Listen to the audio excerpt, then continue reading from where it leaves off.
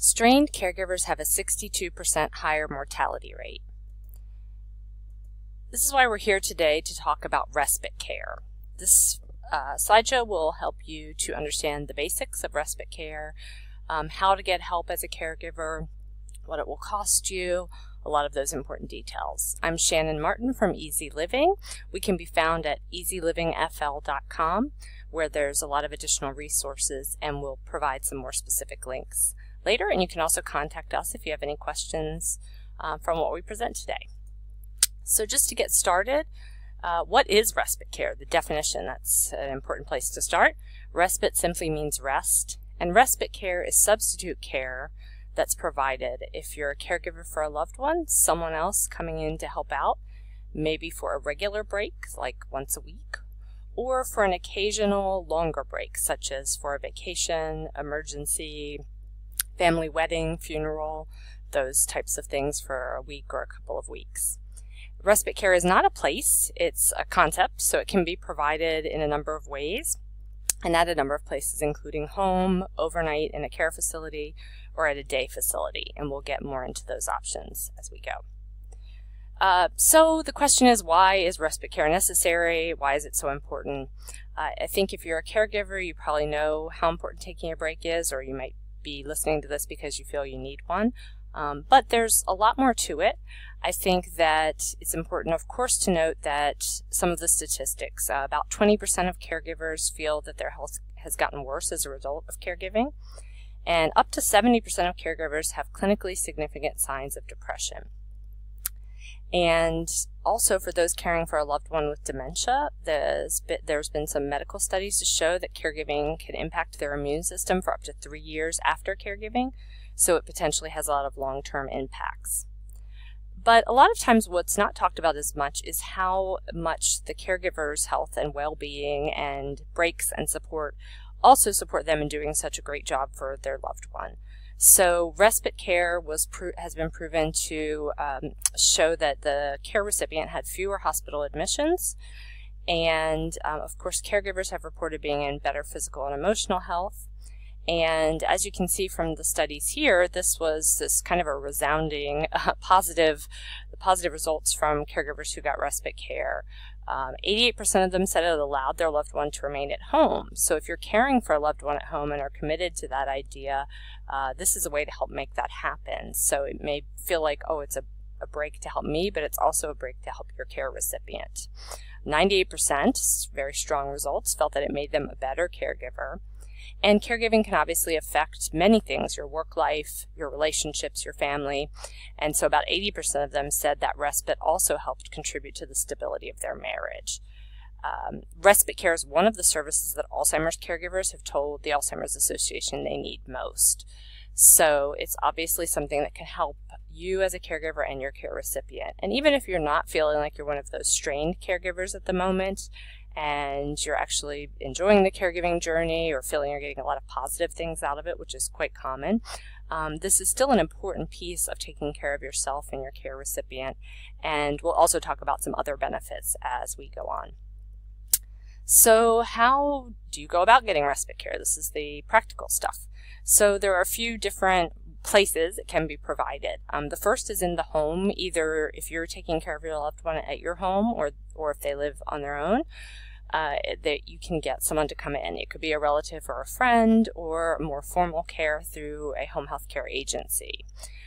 You can also get a private caregiver to come in, but I think particularly in the case of respite care, there's a lot of benefits and security that a home care agency provides, the licensing, the insurance, some of those things, which we talk about on our Easy Living FL website a lot if you want to check that out. But also in the case of respite care, when you need someone to come in short term or for little breaks, an agency is often more able to provide that, whereas a private person is maybe looking for more of a full-time job where the agency has other jobs for the person, so it can work out quite well.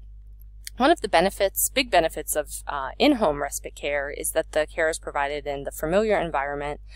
The person is surrounded by the comfort of the things they recognize, the foods they like, those kinds of things. So it's not a group setting.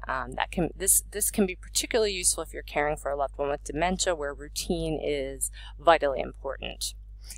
It's also totally customizable, so whether the person has dementia or not, they have particular things that they like. I mentioned food before, if they want to be provided the specific types of meals and things that they like to do during the day. They're not kind of forced into a change of routine. And we'll talk about also how to prepare any substitute caregivers so they can maintain that routine, which is important. It's also a nice way if you are thinking about bringing more help in. Maybe you don't feel like you even need it right now, but it's a way to get familiar with someone and familiar with the concept and get your loved one comfortable with it as well. So that's one really good option. Facility-based care can be provided usually at an assisted living. It might also be a nursing home. It will be important to know what type of care your loved one needs, and we will talk more about getting an assessment from a geriatric care manager, which we do provide at Easy Living, and I think that's vitally important in this because you may not really know which type of facility your loved one needs, and even if it's just short term, that's going to be really important, or it can be quite time consuming to do all that research otherwise. Facilities are nice because there is a built-in plan every day. They have activities and socialization, meals, those types of things, which can be nice. And if it's something you're considering for your loved one down the road or they've talked about but aren't sure about, it's a good way for them to see it in action, experience it, and maybe find out that it's not so scary without committing to it long term. It could also be a cost-effective option depending on the amount of care your loved one needs and the time frame. So we'll talk more about specific costs.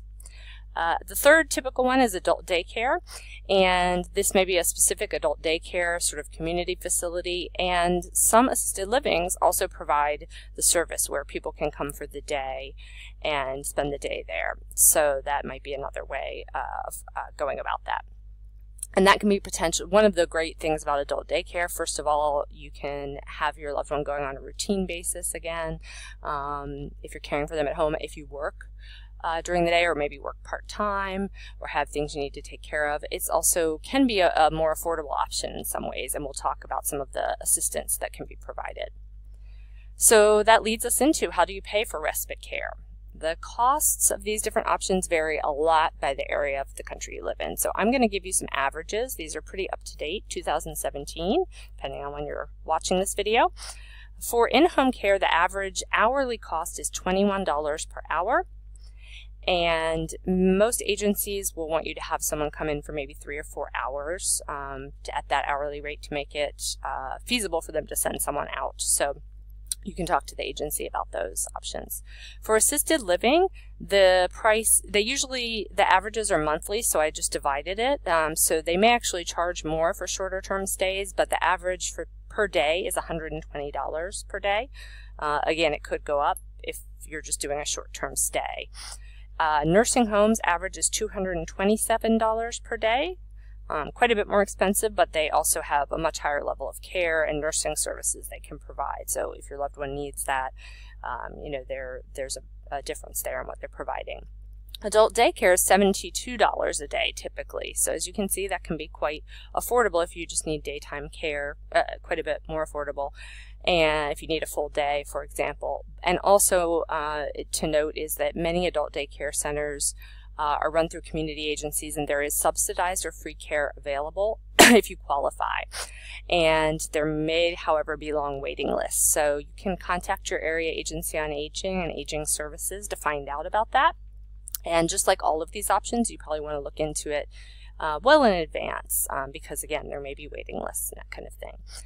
Check about financial assistance if you need that through the Area Agency on Aging, and also some of the disease-specific organizations. For instance, if your loved one has Alzheimer's, they have typically had a respite care program where they provide some funding for short-term respite care.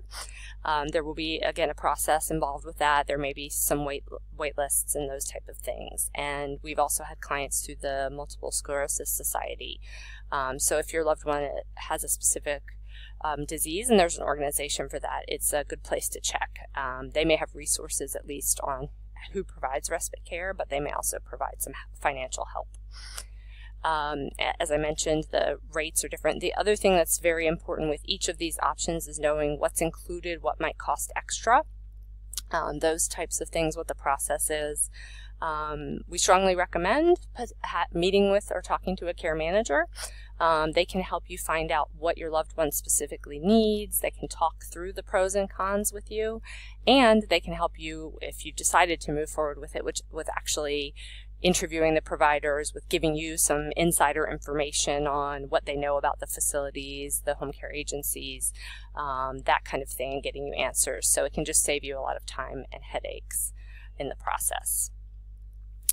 The next most important thing, I think, really is that once you've determined that you want to move forward with this, or even ahead of time, getting prepared is important. You want to have a restful experience. It is respite care, and the worst thing possible is to bring in substitute care, then have it all kind of blow up because of sometimes things that you could prevent. So we're here to help from our experience to give you some information to help you prepare. So first of all, exploring, understanding the options. I think that's when talking to someone can really help, and thinking through it. It's why I would highly recommend you think through it before a crisis or before you're feeling really strained, and try to take your time if at all possible. Make sure to find out about providers, have a good list of questions. It's very easy, for instance, if you're checking out assisted living facilities for respite care, it's easy if you meet a really friendly, really nice, warm marketing person at the facility. It's easy to forget some of those key questions and to maybe not get those answers that you need. So kind of having an organized process can be very helpful in that, and kind of keeping things consistent. And it's also very, very important that you provide the information and help arm the substitute caregivers with the information they need. You are an expert on your loved one. You know their health information inside and out. You know how their routine goes, what they like and don't like, what sets them off into a bad day. Those are the kind of things that you really need to provide to whoever's going to be providing the substitute care. And we've made that easy on you. It's a lot to think about, I think, when you're going through it. So we've made a free Preparing for Respite Care checklist, and it kind of lines all of this up for you. So if you go to easylivingfl.com, we have a contact spot, and you can contact us to ask us, of course, any questions, but also request a copy of this respite care checklist. We will also provide some more detailed links, and we will put that in the notes of the YouTube video as well, so that you can find this and other respite care resources. And the other great thing is to give this a try. As I mentioned, preparing before a crisis. Respite care on an occasional basis, I think, is really useful. This way, if you do have a medical emergency or surgery, it's not the first time. You know, we've had situations where a spouse is caring for a loved one and suddenly becomes ill, and they're both at the hospital together. This person, the care recipient, can't go home by themselves, and we're called in and we're able to help, and it's wonderful. But it's really great when they already know us and they've already had some experience, and you know, it gives peace of mind, of course, to the caregiver. But just know it is also available if a crisis comes up. But give it a try. I think it's well worth it. And if you do a short, day trip where you go and run some errands just really close by, you can feel very comfortable that you're there if you're needed, and test it out that way. So I think that's a nice way to go about it.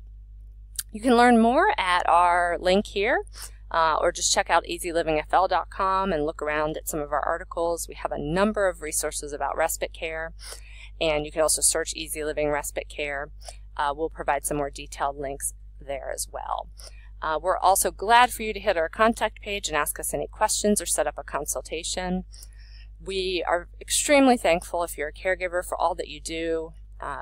There's so many families out there caring for loved ones in all sorts of ways, and we really appreciate it. And our goal is to not only help the elders directly, which we do through our home care and geriatric care management services in Pinellas County, Florida, but we also have provided over the years thousands, I believe, of posts and also more videos like this. We'd love to hear what you need, and to help caregivers, because we know supporting caregivers with respite and other resources is absolutely vital to help our society continue to be able to care for our elders. So thank you, and feel free to reach out if you have any questions and leave us any comments about what more you need. Thanks.